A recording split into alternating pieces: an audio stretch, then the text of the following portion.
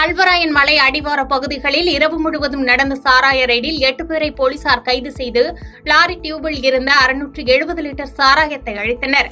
கள்ளக்குறிச்சி மாவட்டம் கருணாபுரத்தில் கள்ளச்சாராயம் அருந்தி சுமார் 60 பேர் உயிரிழந்த நிலையில் மாவட்டம் முழுவதும் போலீசார் தீவிர சாராய ரெய்டில் ஈடுபட்டு வருகின்றனர்.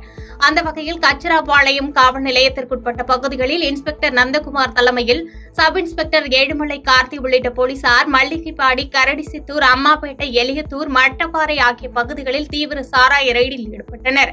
இந்த நிலையில் மளிகைப்பாடி கிராமத்தைச் சேர்ந்த வேல்முருகன், ஏழுமலை, முரளி, கரடிச்சித்தூர் கிராமத்தைச் சேர்ந்த ராமச்சந்திரன், அம்மாப்பேட்டை கிராமத்தைச் சேர்ந்த திருமாறன், எலியத்தூர் மைக்கேல் ராஜ், பிரபு உள்ளிட்ட 8 பேரை கச்சிராபாளையம் போலீசார் கைது செய்து அவர்களிடமிருந்து 670 லிட்டர் சாராயத்தை போலீசார் பறிமுதல் செய்து கொட்டி அழித்தனர். மேலும் சாராய விற்பனை செய்த 8 பேரையும் கைது செய்து சிறையில் அடைத்தனர்.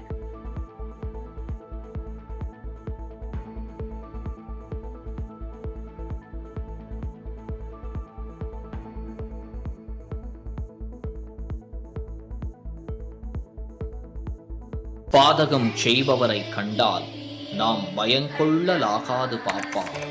மோதி மிதித்து விடு பாப்பா, அவர் முகத்தில் உமிழ்ந்து விடு பாப்பா.